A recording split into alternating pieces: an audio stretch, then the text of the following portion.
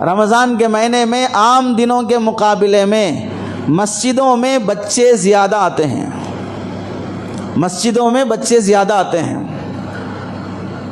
عام دنوں میں اتنے بچے مسجد میں دکھائی نہیں دیتے، لیکن رمضان کے مہینے میں آتے ہیں۔ افسوس یہ ہے رمضان کے مہینے میں بچے آتے ہیں، انہیں معلوم نہیں ہوتا مسجد کا ادب کیا ہے، کیسے رہنا چاہیے۔ وضو بنانے کے لیے نل کھول دیتے ہیں، پانی جاتے رہتا ہے۔ وہ جان بوجھ کر غلطی نہیں کرتے، جان بوجھ کر شرارت نہیں کرتے، وہ معصوم ہیں، انہیں غلطی کیا گناہ کیا معلوم نہیں ہوتا ہے۔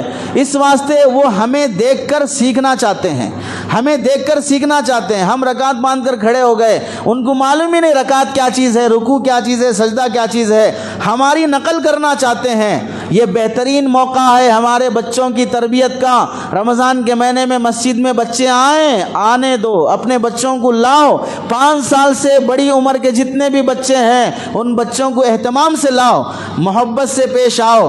کوئی نمازی کسی بچے کے ساتھ بدتمیزی نہ کرے۔ نل کھول دیا، ڈانٹ رہے، اے نل بند کرو، تم پیچھے جاؤ، یہاں کھڑے ہو گئے، گریبان پکڑ کے کھینچ رہے۔ ایک آڈیو کسی بندے نے ڈالا، بچہ صف میں نماز میں سجدے میں ہے اور ایک بیل قسم کا انسان آ کر لات مار کر بچے کو ہٹا رہا ہے، پیر مار کر بچے کو سجدے کی حالت میں ہٹا کر خود نماز میں کھڑے ہو رہا ہے۔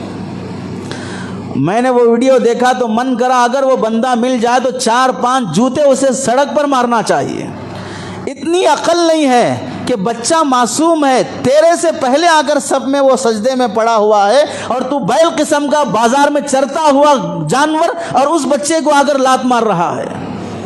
ارے یہ بچے کل کے بڑے ہیں، کل کے جوان ہیں، ہمارے مرنے کے بعد یہی نمازی بننے والے ہیں۔ اگر ان بچوں کے ساتھ ایسا سلوک ہوا کہ مسجدوں سے نفرت پیدا ہو گئی، نمازیوں سے نفرت پیدا ہو گئی، یہ مسجدوں کو آنا چھوڑ کر کٹوں پہ بیٹھنا شروع کرے، چبوتروں پہ بیٹھنا شروع کرے اور یہ تھیٹروں پہ فلم ہالوں میں جا کے بیٹھنا شروع کریں، شراب کے اڈوں پہ بیٹھنا شروع کریں، تو کس کا باپ جا کے لائے گا ان بچوں کو وہاں پر؟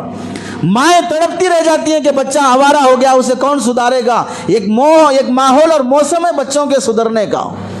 بچہ کتنی بھی بڑی غلطی کر دے رمضان کے مہینے میں مسجد میں آ کر ہرگز اس کی توہین تذلیل نہیں کرنا، پیار سے سمجھاؤ۔ ماؤں کو بولو مسجد بھیجنے سے پہلے آداب سکھا کے بھیجو، خود ایسے ادب سے رہو مسجد میں کہ بچہ ہمیں دیکھ کر ادب سیکھ لے۔ ہم 40 سال 30 سال 50 سال کے ہو کے جانوروں کی طرح مسجدوں میں لڑ رہے ہیں، تو بچہ نہیں لڑے گا مسجد میں؟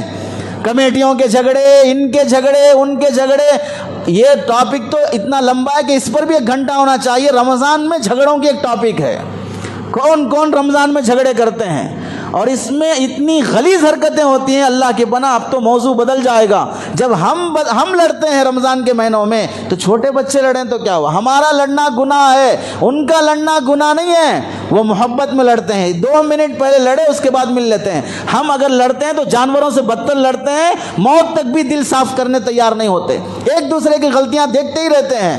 ہم سے لاکھ درجے بہتر ہے ان بچوں کی لڑائی۔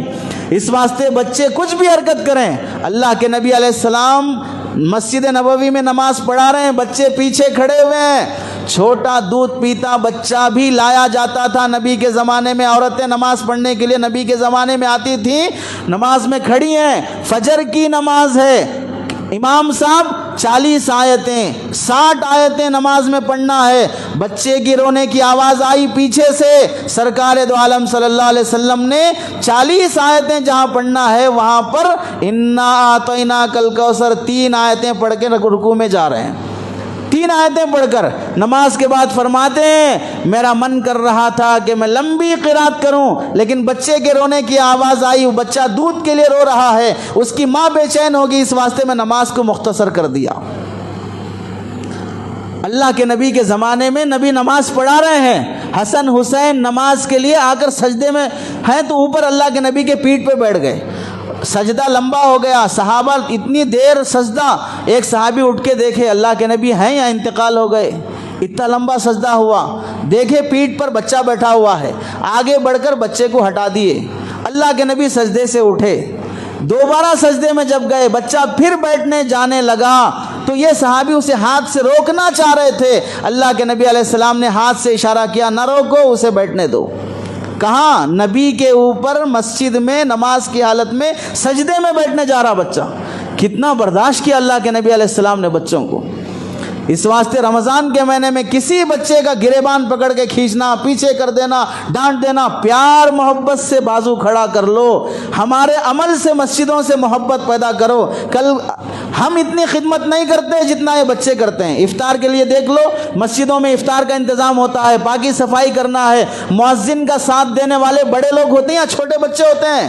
پاکی صفائی میں ساتھ دینے والے بڑے لوگ ہوتے ہیں یا چھوٹے بچے ہوتے ہیں؟ ہونا تو یہ چاہیے کمیٹیوں کی طرف سے، ذمہ داروں کی طرف سے، آنے والے بچے جو پابندی سے آتے ہیں ان کو نوٹ کیا جائے، نوٹس کیا جائے کون سا بچہ پورے رمضان پابندی سے فجر میں آیا، مغرب میں آیا، تراویح میں آیا اور صفائی میں حصہ لیا. شب قدر کے موقع پر، تاقراتوں کے موقع پر ایسے بچوں کو آگے بلا کر ان کی شال پوشی ہو، ان کی گل پوشی ہو، ان کو ہدیہ دیا جائے کہ یہ بچہ پورا رمضان مسجد کی خدمت کیا ہے، یہ بچہ پورا رمضان مسجد کی صفائی کیا ہے. پھر دیکھو اس بچے کے دل میں مسجد کی کیسی محبت پیدا ہوگی، نمازیوں کی کیسی محبت پیدا ہوگی. آج ہماری گری ہوئی حرکتوں کی وجہ سے نمازیوں سے، مسجد سے بچے نفرت کرنے والے بن گئے.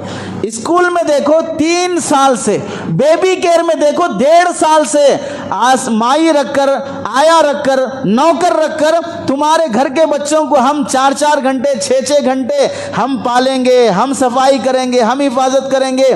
اس واسطے اسکولوں میں 3 سال سے بھی بچے بھرے ہوئے ہوتے ہیں اور مسجدوں میں بچے خالی ہوتے ہیں. اسکول والے کو فکر ہے بچوں کو ہم اپنا لینا، اور مسجد والوں کو فکر نہیں ہے کہ ہمارے نوجوان بچے کہاں برباد ہو رہے ہیں.